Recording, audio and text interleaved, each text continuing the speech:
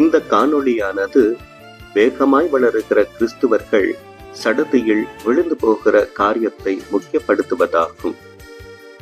பின்வாங்குதல் என்பது ஒரு கிறிஸ்துவர் மீண்டும் பழைய பழக்கங்கள், பாவங்கள் அல்லது கிறிஸ்துவத்திற்கு மாறிய பிறகு அவர்கள் முன்பு துறந்த வாழ்க்கை முறைகளுக்குள் மீண்டும் விழுவதை குறிக்கிறது. இது பெரும்பாலும் ஒருவரின் ஆன்மீக பயணத்திலும் கடவுளுடனான உறவிலும் பின்னடைவு காணப்படுகிறதை முக்கியப்படுத்துகிறதாகும்.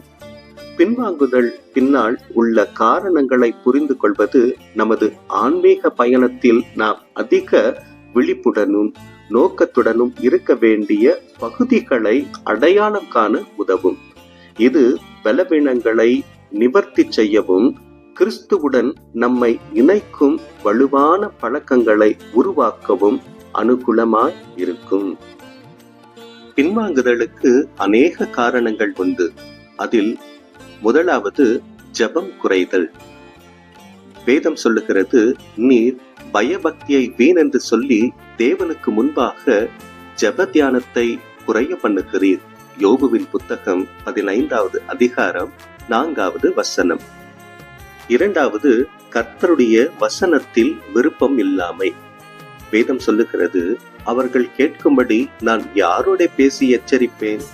அவர்களுடைய செவி விருத்த சேதனம் இல்லாதது, அவர்கள் கேட்க மாட்டார்கள். கர்த்தருடைய வசனம் அவர்களுக்கு நிந்தையாய் இருக்கிறது, அதன் மேல் அவர்களுக்கு விருப்பம் இல்லை. எரேமியா தீர்க்கதரிசியின் புத்தகம் 6வது அதிகாரம் 10வது வசனம். மூன்றாவது, சபை கூடி வருவதை விட்டுவிடுதல்.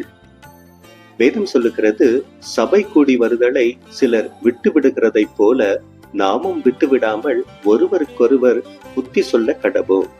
நாளானது சமீபத்து வருகிறதை எவ்வளவாய் பார்க்கிறீர்களோ அவ்வளவாய் புத்தி சொல்ல வேண்டும். எபிரேயருக்கு எழுதின நிருபம் 10வது அதிகாரம் 25வது வசனம். நான்காவது, வீண் சிந்தனைகள். வேதம் சொல்லுகிறது, வீண் சிந்தனைகளை நான் வெறுத்து உமது வேதத்தில் பிரியப்படுகிறேன். சங்கீதம் 119 113வது வசனம். ஐந்தாவது, ஆகாத சம்பாஷணைகள். வேதம் சொல்லுகிறது, மோசம் போகாதிருங்கள். ஆகாத சம்பாஷணைகள் நல்லொழுக்கங்களை கெடுக்கும்.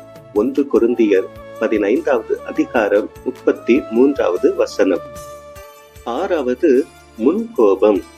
வேதம் சொல்லுகிறது, முற்கோபி மதிக்கேட்டை செய்வான், துர்சிந்தனைக்காரன் வெறுக்கப்படுவான்.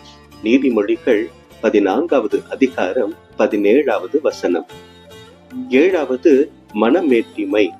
வேதம் சொல்லுகிறது, அழிவு வரும் முன் மனுஷனுடைய இருதயம் இருமாப்பாயிருக்கும், மேன்மைக்கு முன்னானது தாழ்மை.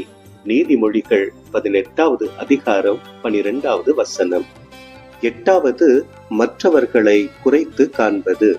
வேதம் சொல்லுகிறது, ஆகையால் மற்றவர்களை குற்றவாளியாக தீர்க்கிறவனே, நீ யாரானாலும் சரி, போக்கு சொல்ல உனக்கு இடமில்லை. நீ குற்றமாக தீர்க்கிறவைகள் எவைகளோ அவைகளை நீயே செய்கிறபடியால் நீ மற்றவர்களை குறித்து சொல்லுகிற தீர்ப்பினாலே உன்னைத்தானே குற்றவாளியாக தீர்க்கிறாய். ரோமருக்கு எழுதின நிருபம் 2வது அதிகாரம் 1வது வசனம். 9வது, உலக அன்பு. உலக மனிதர்கள் மேல் அன்பு அதிகரித்தல். வேதம் சொல்லுகிறது, உலகத்திலும் உலகத்தில் உள்ளவைகளிலும் அன்பு கூறாதிருங்கள். ஒருவன் உலகத்தில் அன்பு கூர்ந்தால் அவனிடத்தில் பிதாவின் அன்பில்லை.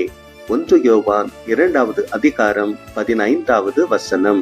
கிறிஸ்துவுக்குள் எனக்கு அன்பானவர்களே, முன்குறித்த பின்வாங்குவதற்கான காரணங்களை புரிந்து கொண்டு வேதம் நமக்கு போதித்த அல்லது எச்சரித்த காரியங்கள் மனதில் கொண்டு நிவர்த்தி செய்வதன் மூலம் விசுவாசிகள் கிறிஸ்துவுடனான தங்கள் உறவில் ஆழமாக வளரவும் உறுதியான விசுவாசத்தை பேணவும் உதவும். நம் தேவனுக்கே மகிமை உண்டாவதாக. கர்த்தர் தாமே உங்களை ஆசீர்வதிப்பாராக.